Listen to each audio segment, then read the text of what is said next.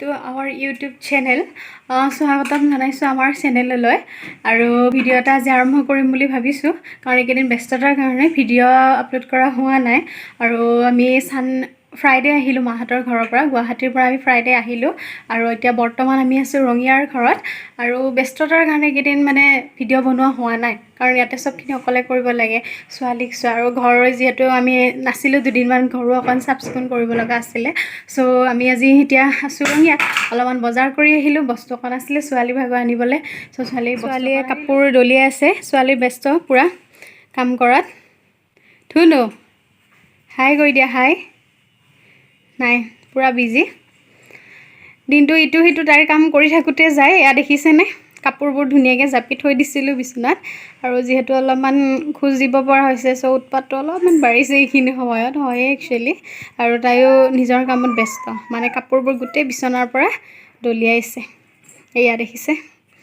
এইটো আমাৰ সোমাই আহা ৰাস্তা এয়া বাহিৰৰ পৰিৱেশ নেচাৰেল পুৰা আৰু আমাৰ ভিতৰত যোৱা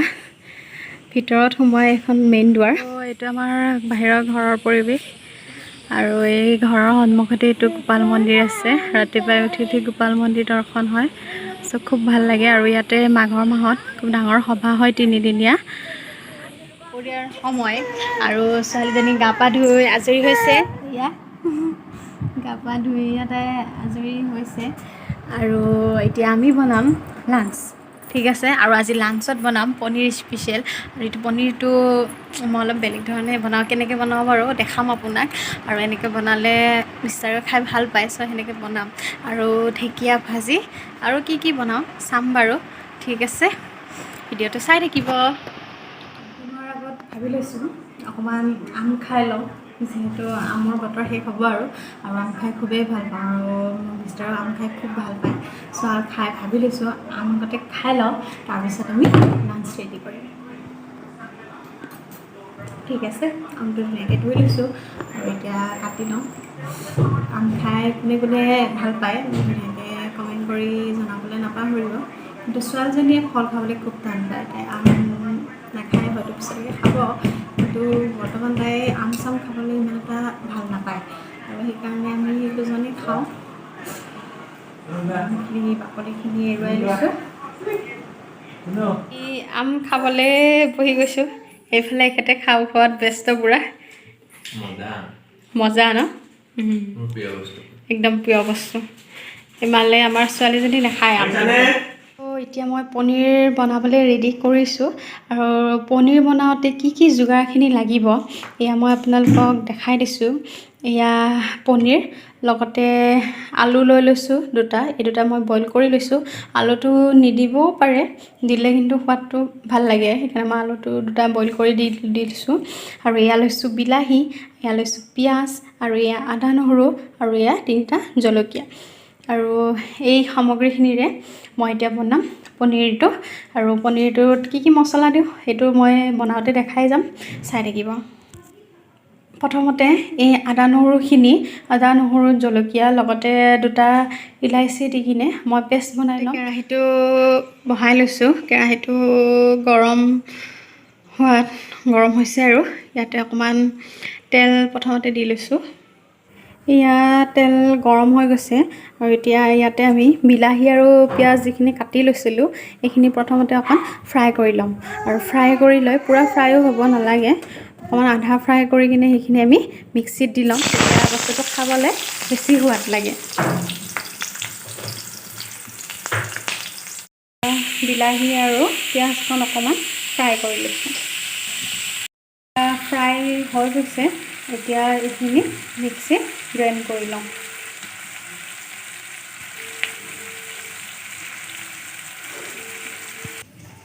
এইখিনি গ্ৰাইণ্ড হৈ গ'ল এতিয়া আকৌ কেৰাহীটো বহাই দিছোঁ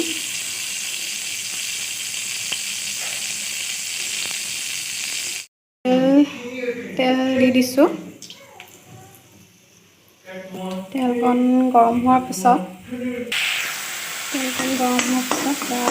আদা নহৰু দি লৈছোঁ আদা নহৰুখিনি ভালকৈ ফ্ৰাই হোৱাৰ ফলত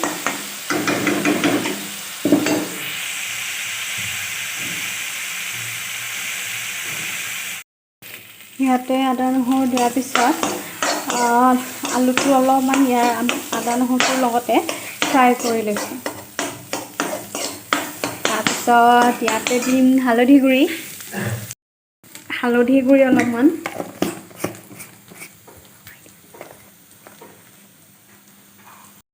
অকণ জিৰা গুড়ি,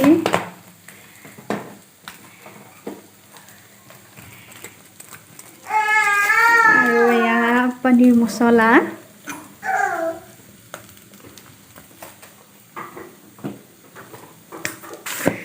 আৰু এয়া সোৱাদ অনুসৰি নিমখ। পনীৰটো মই ফ্ৰাই কৰি লোৱা নাই, কোনোবাই বিচাৰিলে ফ্ৰাই কৰি ল'ব পাৰে। মই ফ্ৰাই নকৰাকৈ ভাল পাওঁ, চব ফ্ৰাই নাই কৰা। এইখিনি আলুখিনি পূৰা ভালকৈ ফ্ৰাই হৈ গৈছে। এতিয়া আমি ইয়াতে অকণ ৰেড চিলি, ইয়াত অলপ দি দিছোঁ ৰেড চিলি।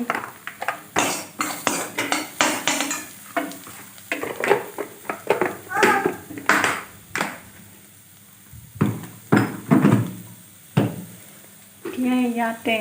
আমি যিটো পেষ্ট বনাই থৈছিলোঁ বিলাহী আৰু পিঁয়াজৰ, এইখিনি ঢালি দিম।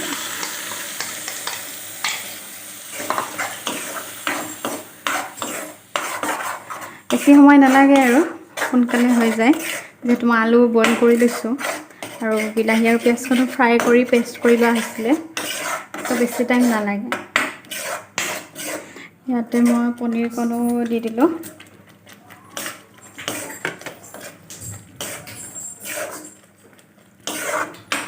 অকণমান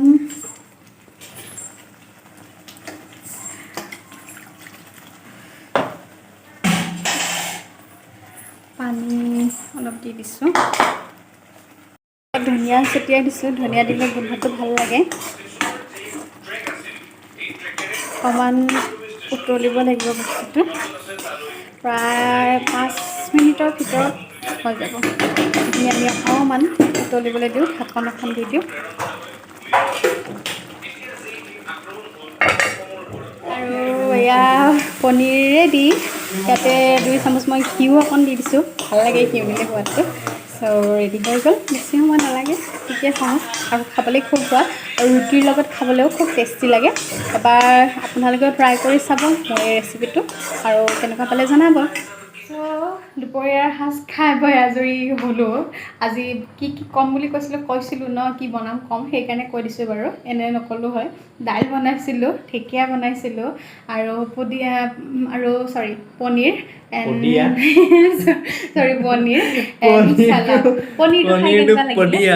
পনীৰটো ভাল লাগিছে, বেয়া লগা নাই, ভাল হৈছে। ঠিক আছে, আৰু আপোনালোককো পনীৰৰ ৰেচিপিটো শ্বেয়াৰ কৰিছোঁ, আপোনালোকে তেনেকৈ বনাই ট্ৰাই কৰিবচোন, খুব টেষ্টি আৰু খাবলৈ খুব সোৱাদ লাগে। আপোনালোকে ট্ৰাই কৰিব আৰু কেনেকুৱা হয় কমেণ্টত জনাবলৈ নাপাহৰিব। এটা বস্তু দেখাওঁ আমাৰ ভিউৱাৰ্ছসকলক, যে এইটো আমাৰ ৰুম হয়, এইটো চাওঁ এইফালে এইটো শ্ব'কেছটো আছে, সৰু টিভি এটা আছে, এইটো মই গান শুনি খুব ভাল পাওঁ। এইটো এটা FND এটা আছে, মোৰ মোৰ প্ৰিয় হয়। তাৰপাছত এইফালে আমাৰ এইটো এণ্ট্ৰেঞ্চ গেটটো, আৰু এইফালে আমাৰ তো হেৰি আছে, মন্দিৰ দেখা পাইছেনে, মন্দিৰ আছে, ঠিক আছে। তাৰপাছতে আমাৰ মষ্ট ইম্পৰ্টেণ্ট এটা বস্তু আছে আমাৰ ৰুমত, সেইটো হ'ল কি গম পায়নে, চেৰাজেম মাষ্টাৰ V3 আপোনালোকক দেখাইছোঁ, ঠিক আছে। তো এইখন হ'ল আমাৰ চেৰাজেমৰ মাষ্টাৰ V3 এখন আছে আমাৰ ৰুমতে। বহুতে হয়তো নাজানে চেৰাজেম কি বস্তু বা V3 কি। এইটো আমাৰ কোৰিয়ান কোম্পানী হয়। আমাৰ ব্ৰাঞ্চটো ৰঙিয়াতে আছে, ৰঙিয়া ছ'চাইটি চুকত আমাৰ ব্ৰাঞ্চটো আছে। এতিয়া বাৰু বৰ্তমান ক'ভিডৰ কাৰণে বন্ধ হৈ ৰাখিছোঁ, ফুল অপেন কৰা নাই এতিয়ালৈকে। তো আমাৰ এই ৰুমতো আমাৰ এটা মেচিন আছে, আমি ডেইলি আমাৰ মীনাক্ষীও লয়, ময়ো লওঁ, মাছাজ লওঁ আমি, থেৰাপি হয় এইটো। ইয়াত এটা ষ্টোন এটা আছে মেচিনটোৰ ভিতৰত, এইটো জেড ষ্টোন হয়, কোৰিয়ান ষ্টোন। এই ষ্টোনটোৱে আমাক স্পাইনটোক বেলেঞ্চ কৰে, স্পাইনটোক মাছাজ দিব, একোপ্ৰেছ কৰি আমাৰ যিবিলাক বডিৰ নাৰ্ভছ আছে, তো নাৰ্ভছবিলাক ষ্টিমুলেট কৰে। তো ইয়াৰ কামটো হ'ল বডিৰ স্পাইনটোক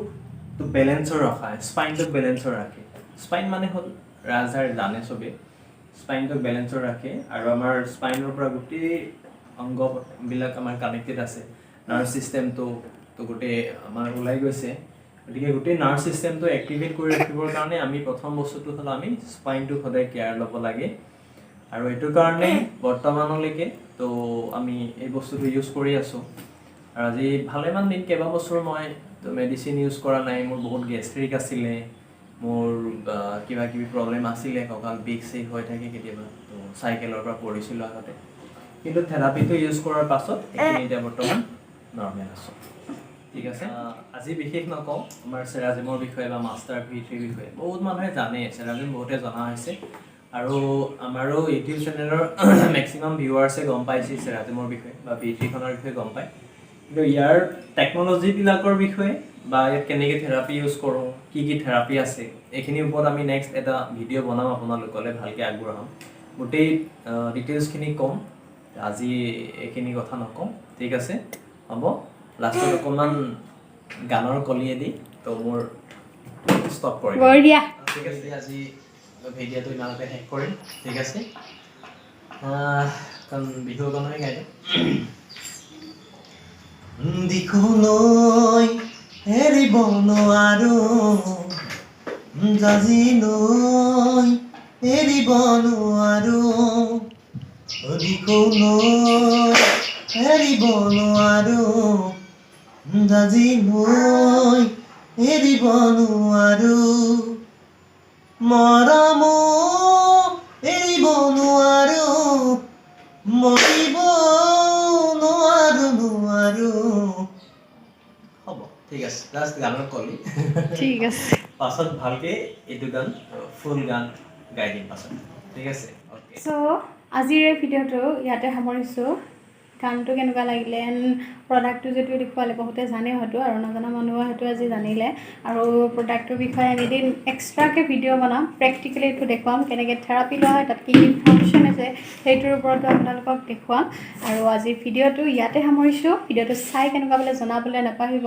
like share comment and subscribe কৰিবলৈ নাপাহৰিব বাই